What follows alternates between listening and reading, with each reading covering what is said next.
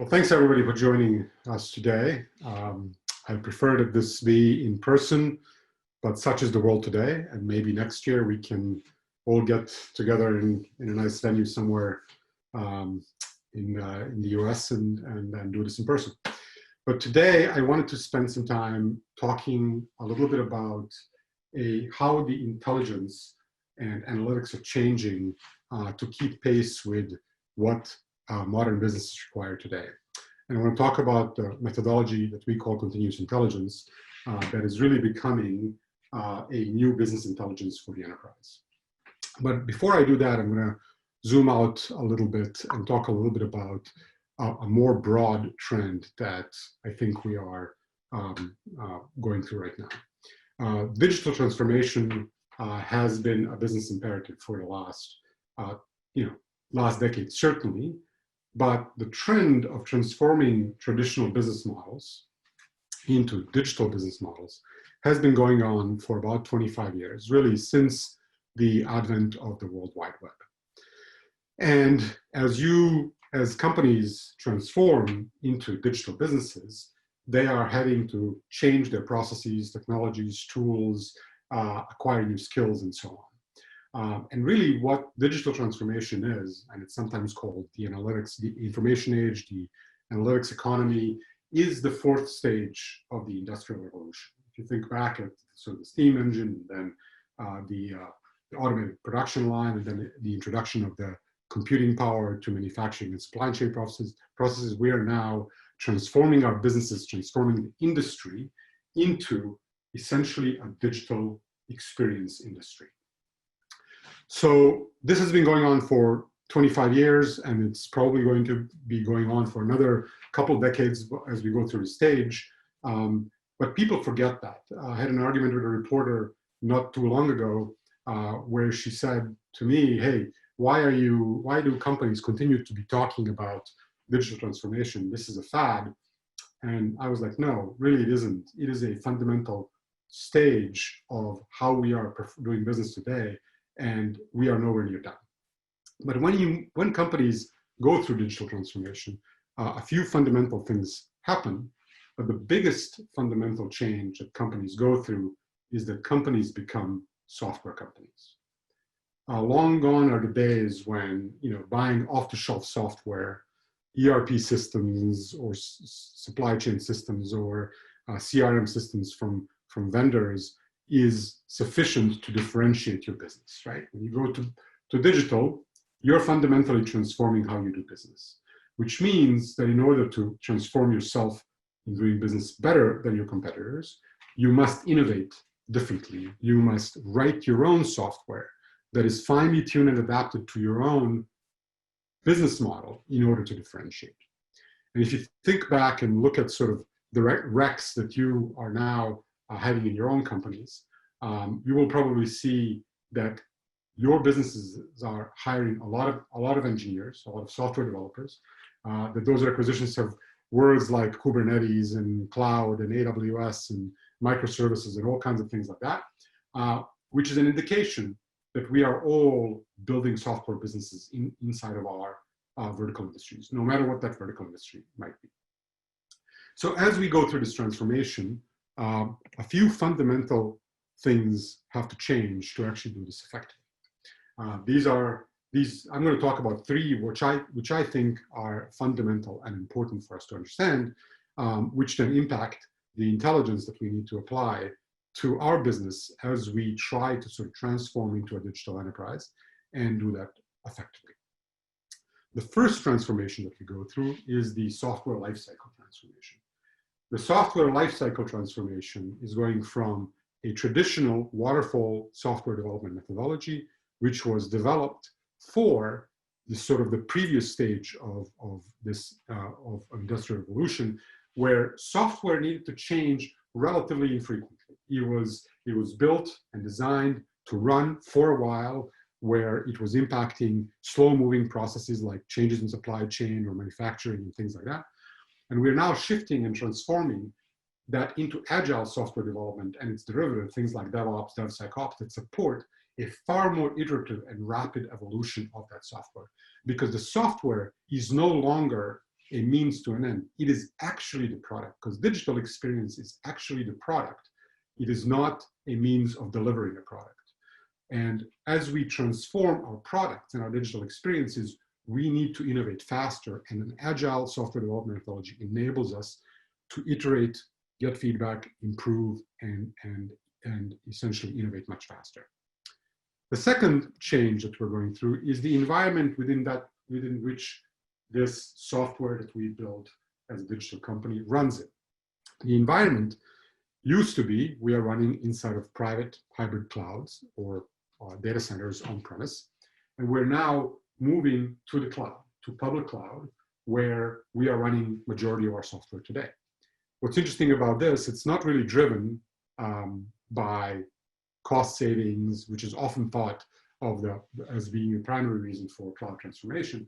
It is actually being driven by the need for flexibility and agility again. What agile software development does for software, ability to iterate and evolve software quickly, cloud does for hardware.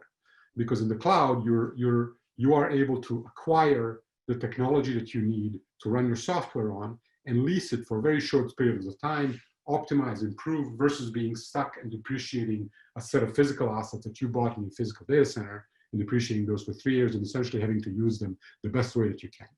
So cloud is all about flexibility. And the third change that we're going through as we're becoming software businesses is that we're really changing our architectures.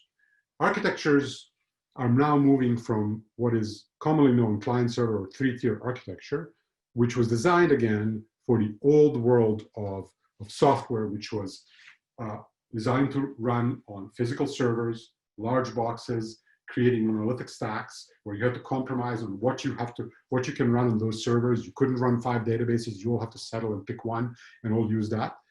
We're now moving to microservices. Microservices architectures are very much analogous to cloud and agile because they allow you to decomponentize your software into a set of business services as small as possible and to evolve each one of those business services independently, which then allows you to concentrate small groups of people onto building those, managing them independently, agreeing on a contract with other teams on what those services are going to do, and enabling those teams to iterate and improve those specific components of your software quickly and easily. This picture here that you're looking at is actually a picture, quote unquote, an X-ray of microservices that our own platform runs on, right? Looks pretty complex. Now, if you believe that if you believe and buy into that these are the 3 major, and maybe there are other transformations that are required for us to become more agile, more driven companies, and all of these changes that we're going through are actually designed around giving us more agility, more flexibility, which then give us more speed and responsiveness, which then ultimately turn us into faster innovators and give us differentiation. Then you have to ask yourself a question: how do you know how well you're doing? How do you manage this process? How do you manage this transformation? How do you keep track of where you are on this journey to ensure that you are actually building a sustainable, differentiated business in this 4th stage of digital transformation? So let's start by looking at these 3 stages and talking about what intelligence might look like in order for you to build a better digital business and an engine of innovation. So let's start with the software delivery performance. We're looking at an agile software processes, which are actually pretty complex, right? Agile development is reliant upon a variety of tools that independent teams inside of your software development organization have to use in order to do their parts of the job. You know, developers code, they use code repositories, testers test, people who operate systems use monitoring tools, people who push code to production or store artifacts that go into production use their own tools. And across this tool chain and these complicated processes, and remember, this is all happening in a very high speed because the game here is to be quick and to be fast and deliver things faster. Then you have to ask yourself, what should you measure? How do you know that you're doing this effectively? How do you make sure that your teams are delivering good software to your customers? And so smarter people than I come up with some methodologies for this. there are KPIs that DORA organization, now acquired and owned by Google, has basically developed to help enterprises understand what's actually happening across their innovation engine or software delivery lifecycle.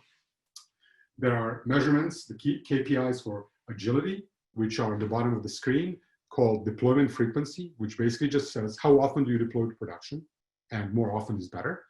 And the mean lead time for code to go from developer's laptop or code or from their IDE into production, and shorter is better. Then measures of reliability, mean time to recover. When something goes wrong, how long does it take you to recover? Again, obviously shorter is better. And then change failure rate. How many changes that your developers push into production result in something that has to be remediated or fixed, right? Smaller number or smaller percentages of it. And when you kind of measure, teams around the world across a variety of industries with these metrics, you realize that there's this huge distribution of effectiveness in the world of software delivery. Some teams, the best, highest performing teams, can have 2 or 3 orders of magnitude better results than others in the way that they're doing this, right? In the effectiveness and efficiency of their innovation engines that are delivering high speed rate of innovation in products and services in the digital industry. Now, these metrics can be measured today. These are metrics that now exist. They can be collected and emitted from these tools. You can now observe through continuous intelligence technologies how well you are doing at any point in time in real time. But you can also not just measure these core KPIs, you can actually measure the subcomponents of these KPIs. Because if you want to improve one of these key KPIs, like shipping code to production faster, you need to understand what are all the steps in that process that you might need to improve in order to get that KPI to a better state. And so collecting all this information in real time, indexing it, analyzing it, and being able to act on it is really important in delivering better digital experiences to your customers and ultimately making your enterprises more effective in their own industries. Once the software is done and you have an engine humming and you got the right intelligence to help you continuously improve that, now you've got to go run that software. And where does that software run today? Well, majority of that software now runs in the cloud. More than 60% of digital technologies, digital applications serving industries around the world are running in the cloud today.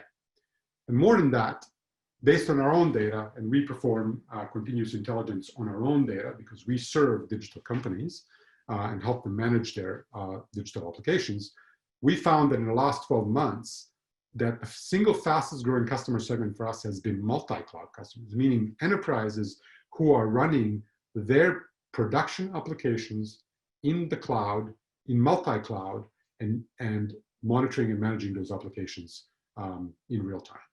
And that is the fastest growing single customer segment for us, which means that there are out there many, many enterprises that are actually deploying their production workloads in multi-cloud. That is a complicated proposition because cloud is a whole new domain. Cloud, in my opinion, is as different from your data center as your data center is different from your mainframe. Amazon alone offers more than 160 services, and this is only a 3 or 4 months old data set. I'm almost certain that at this point, I'm 20% off on this number, right? And then when you take that into account, and you take into account the fact that you've got Google and Azure, and you're running a multi-cloud, maybe you're using Alibaba, and maybe you're using IBM or other cloud providers, now all of a sudden you're talking about many, many hundreds of services. And if you kind of apply that back to the universe of high-speed agile software development, high-speed iterative evolution of your technologies, you know that new services are going to be adopted by your developers, by your operations teams, security teams, on a weekly basis. And this is now becoming a more complicated picture. Now you have to manage your software that runs in the cloud. Now you have to figure out, how do you collect all of this data? How do you integrate to all of these services?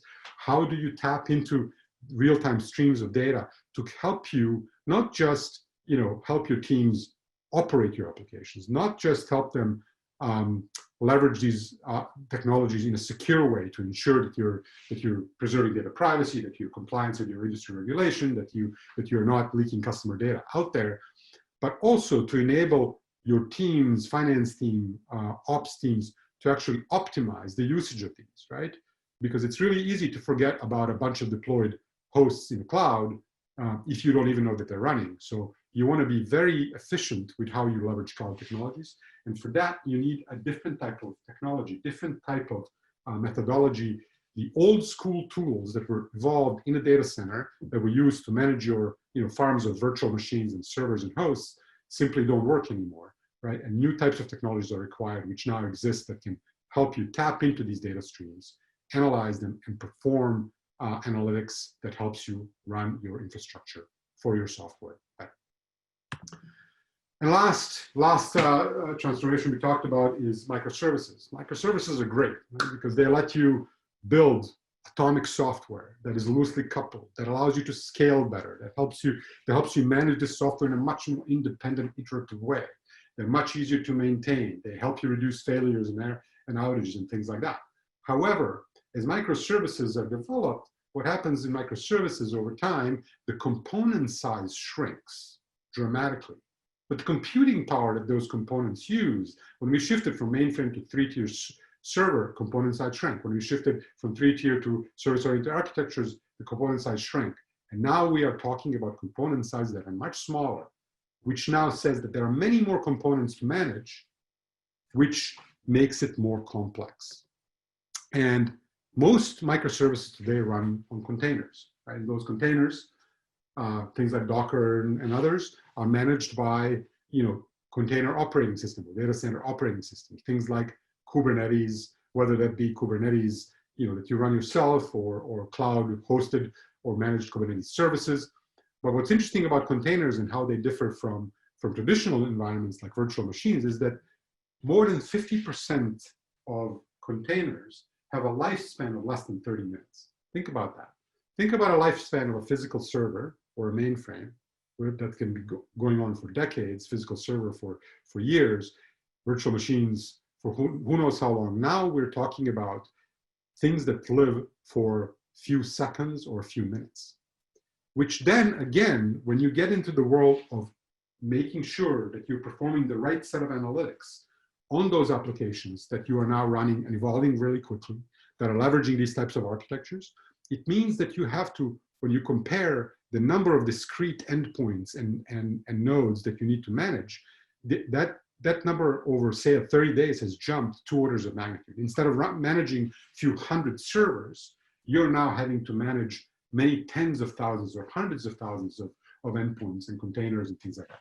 And when we get from containers to majority using things like serverless functions and other things like that, that number is going to go again by order of magnitude or so more.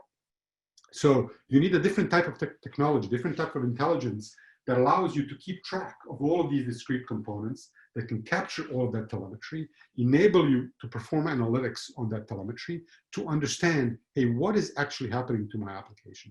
What are my users doing? What's the security posture of this application? Am I leaking data? Did somebody put in a container from a repository somewhere that has been scanned and deemed unsafe and I didn't even know? Like, how do you keep track of all of that? And for that, you need a whole new set of technologies, and the stuff that evolved around managing servers and virtual machines simply doesn't cut it because it's not designed for this type of analysis. So continuous intelligence is the methodology for this, because continuous intelligence enables enterprises to collect this data in real time, to collect this data at scale, to be able to adapt to highly ephemeral environments, to be able to collect all of this data, analyze it, to be able to adapt to new data coming in that you didn't even know that you were sending, because it all comes from developers who are emitting new data as soon as they push new code. Being able to collect all this data and provide real-time insights and intelligence on top of all of that telemetry is critically important. And there was a research that was done that is actually a full research paper is available on sumologic.com, done by King Brown Partners, where they went and they basically inquired across large enterprises around the world to understand what's actually happening, how are people thinking about intelligence today.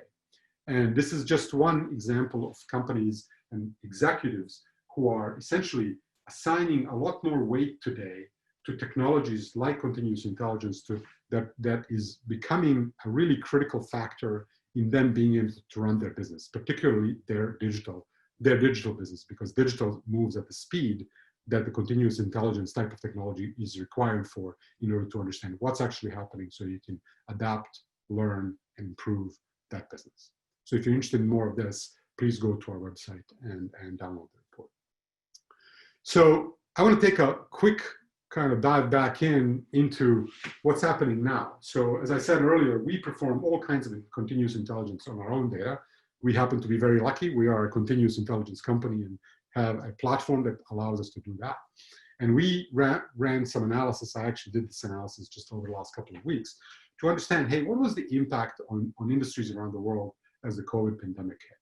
This data represents, on this chart, data essentially since mid-February to about, our last couple of days. And it shows you some things that you probably would jump to and say, oh, that's obvious, right?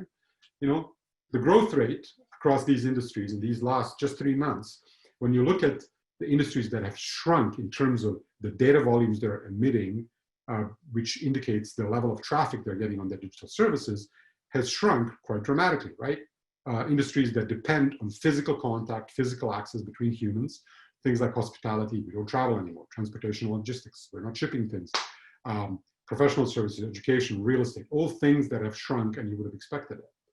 On the flip side of that, media, entertainment, and gaming. Well, guess what? We're not going, to theater or movies or whatever. So we're now consuming digital entertainment in our homes through our digital devices, and that is skyrocketed, as you can see.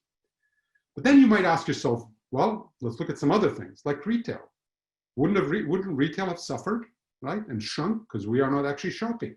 Well, if you think about what we do, we serve digital companies, and there's some bias in our data set, right? But that bias actually says some very interesting things. The retail in our sample set in 3 months has grown more than twice the rate of a projected growth in retail. Industry analysts projected growth in retail in a full year 2020. It was done in 2019, the projection was done in 2019. But our retail subset has grown basically 3 or 4 times that in just 3 months, which tells you that somebody is actually gaining advantage during this time. Humans like me and many of you who can go out and shop are now shopping online. And I believe that that's going to stick. I think many of these habits are going to stick. We are going to take those habits and we're going to continue those habits after this pandemic ends, and which I believe is a signal of discontinuity in digital transformation. We were forced to adopt digital services, and many of those habits are going to continue. And there are winners and losers here. The winners are going to continue to invest in their digital transformation to do better and capture more market share. And the losers are going to invest in digital transformation because they are losing customers to new digital upstarts. So that's the data we have. We're still pouring over all this data. And we're going to probably have other insights that we'll post either in blogs or reports on our site. But that's it. That's what I wanted to share. I want to just end here with who we are. Sumo Logic is a continuous intelligence, cloud native continuous intelligence platform. We serve large enterprises across all industries around the world. We help them run, which means operate, manage, secure, and perform business intelligence on their digital business models and digital services. So I thank you for joining us today. I thank Lee for an insightful report earlier, and I'm happy to take some questions now. Thank you, Bruno. That was great. I think we've all learned quite a lot about agile development and clouds and all the rest of it. So thank you again, and thank you to all our sponsors for this session and for all of Data Summit Connect webinars. And that pretty much finishes us for this webinar. Thanks again.